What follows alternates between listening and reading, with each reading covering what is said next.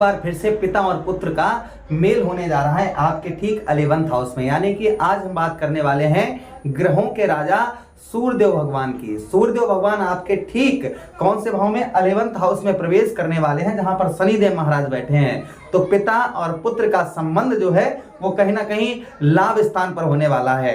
बेशक ये दोनों ग्रह आपस में शत्रु हैं, किंतु यहाँ पर सूर्यदेव भगवान शनिदेव महाराज को अपना पुत्र समझते हैं, कभी भी उनका बुरा नहीं करते हैं, किंतु शनिदेव महाराज बुरा करते हैं। तो शनिदेव महाराज के घर में अर्थात जो है अपने ही पुत्र के घर में जा रहे हैं, तो भला ये बेकार कैसे कर सकते हैं। यह है आपको यहाँ पर लाभ क्या देंगे, यह हम विस्तार पूर्वक समझने का प्रयास करेंगे, किंतु यहाँ पर कुछ सावधानी भी हमको बरतनी चाहिए, वो भी हम इस प्रोग्राम में विस्तार पूर्वक समझाएंगे। कब से कब तक मित्रों, हमने आपने थंबनेल पर देख लिया होगा, यह है 13 फरवरी को दोपहर 2:41 पर मकर राशि से निकलकर और कुंभ राशि में प्रवेश कर जाएंगे। इनका फल हमें क्या प्राप्त होगा, यह हम विस्तार पूर्वक समझने वाले हैं। देखिए, सूर्य किसके कारक हैं? सूर्य राजनीति के कारक हैं। सूर्य हमारी आत्मा है। कौन है? हमारी आत्मा है। सूर्य ही हमारा साहस है। सूर्य ही मित्रों एक ऐसे ग्रह हैं जो सभी ग्रहों के राजा हैं। कोई भी ग्रह इनके जब निकट जाता है तो वो अस्त हो जाता है, किंतु राहु और केतु यह एक अलग ग्रह हो जाते हैं। राहु और केतु कभी भी अस्त नहीं होते हैं। सूर्यदेव भगवान सभी ग्रहों के राजा होते हुए आपके 11th हाउस में पूरे 1 वर्ष के बाद में आए हैं। और 11th हाउस से आपके ठीक 1 2 3 4 5 6 7 आपके पंचम भाव पर, जहां पर इनकी ही अपने ही घर को देखेंगे सूर्यदेव भगवान, अपने ही घर पर यहां पर दृष्टि डालेंगे, तो हमें क्या फल प्राप्त होगा। तो दोनों चीजों की हम बहुत बारीकी तरीके से चर्चा करेंगे। नमस्कार, मैं ज्योतिष आचार्य शिवराज शास्त्री आप लोगों का हार्दिक स्वागत कर रहा हूं।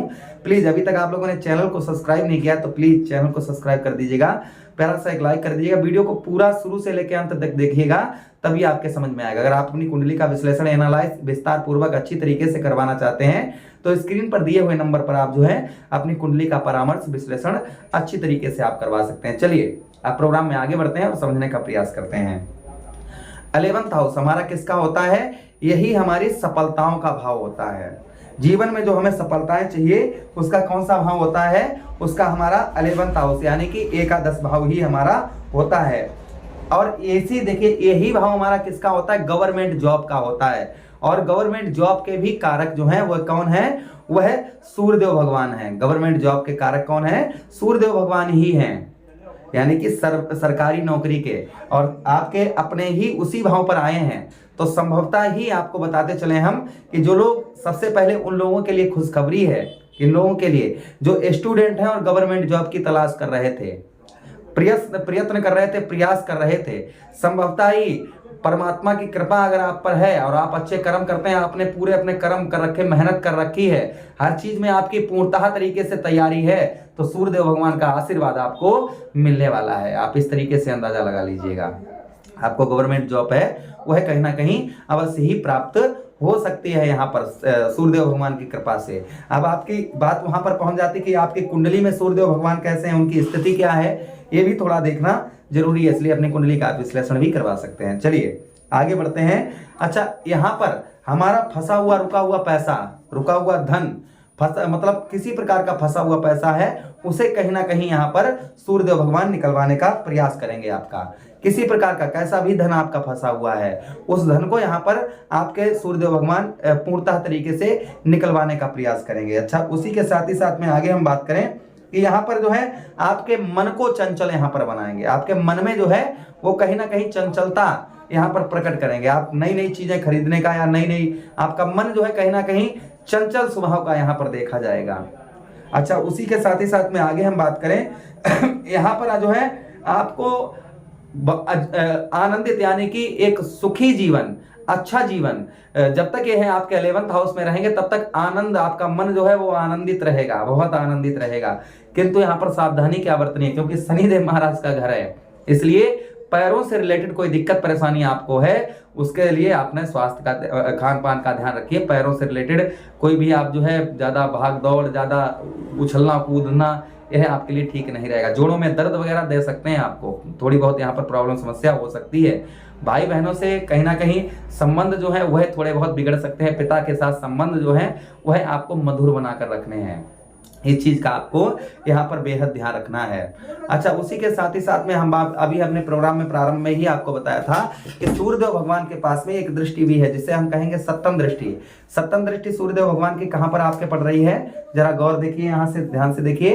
1 2 3 4 5 6 7 आपके पंचम भाव पर पड़ रही है। पंचम भाव के स्वामी कौन है? वह स्वामी हमने आपको प्रारंभ में ही प्रोग्राम के बताया कि पंचमेश आपके सूर्यदेव भगवान ही बनते हैं। सूर्यदेव भगवान अपने ही घर पर दृष्टि डालेंगे, तो संभवतः ही यहाँ पर इनके यह गोचर से आपके जीवन में सबसे पहले, क्योंकि पंचम भाव किसका होता है? पंचम भाव हमारे मित्रों हमारा संतान का भाव होता है। पंचम भाव हमारा पेट का होता है। पंचम भाव हमारे बुद्धि का होता है। पंचम भाव हमारी शिक्षा का होता है। पंचम भाव हमारे प्रेम का होता है। प्रेम का भी कारक सूर्यदेव भगवान को माना गया है। तो कहीं ना कहीं जिन लोगों के लव लाइफ में, प्रेम की पहले बात करेंगे, जिन लोगों की लव लाइफ में प्रॉब्लम समस्या चल रही थी, संभवतः ही यहाँ पर वह उनकी लव लाइफ में जो भी किसी प्रकार की समस्या चल रही थी उसको यहाँ पर सूर्यदेव भगवान दूर करने का प्रयास करेंगे। अच्छा, उसी के साथ ही साथ में पेट संबंधी कोई रोग परेशानी आपको बहुत दिनों से परेशान कर रही थी, पेट संबंधी कोई समस्या आपको बहुत दिनों से परेशान कर रही थी, तो संभवतः ही वह भी सूर्यदेव भगवान की दृष्टि पड़ रही है, अपने ही घर को देख रहे हैं, तो पेट संबंधी समस्या भी आपकी यहाँ पर दूर करने का प्रयास करेंगे।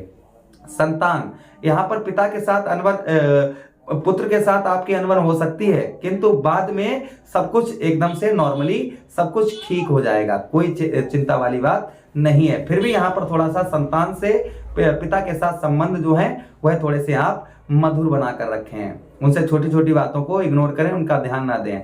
पिता के साथ में जो संबंध है उनको मधुर बनाकर आप चलें, तो ही आपके लिए उत्तम अच्छा रहेगा। अच्छा, उसी के साथ ही साथ आगे हम बात करें विद्यार्थियों के लिए भी उत्तम समय है। पढ़ाई में बहुत अच्छा मन लगेगा। जो अभी तक मन आपका डिस्टर्ब हो रहा था वह कहीं ना कहीं आपका दूर होगा। लेकिन ये कर्म, इसको पंचम भाव कर्म क्षेत्र भी माना गया है, तो कर्म करने से ही हमको फल की प्राप्ति होगी, बिना कर्म की हमको फल की प्राप्ति नहीं होगी, इसलिए आपको मेहनत करने की आवश्यकता रहेगी।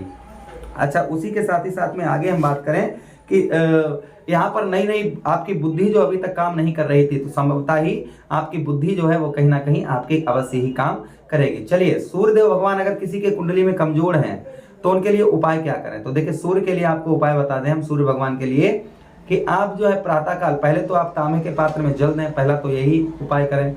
दूसरा उपाय यह कर सकते हैं, गौ मैया को प्रथम रोटी आप उस पर थोड़ी सी गुड़ रखकर रविवार के दिन गौ मैया को खिलाएं, इससे भी सूर्य जो है उत्तम फल, अच्छा फल देते हैं। या गेहूं का दलिया बनवाएं आप, और गेहूं के दलिये में गुड़ डालकर गौ मैया को खिलाएं। अगर आप गौ मैया की सेवा करना चाहते हैं तो हमारा भी छोटा सा गौशाला है, आप उसमें जो भी डोनेट करना चाहें स्क्रीन पर दिए हुए नंबर पर आप डोनेट कर सकते हैं। तो यह कुछ उपाय हैं। या फिर ओम भास्कराय विद्महे देवाकराय धीमहि तन्नो सूर्य प्रचोदयाति, इस मंत्र का जप करें, इससे भी सूर्यदेव भगवान उत्तम फल देते हैं। मुझे आदेश दें, किसी अन्य प्रोग्राम में पुनः भेंट करते हैं, तब तक आप लोग अपना ख्याल रखिए। प्रेम से बोलिए कृष्ण कन्हैया लाल की।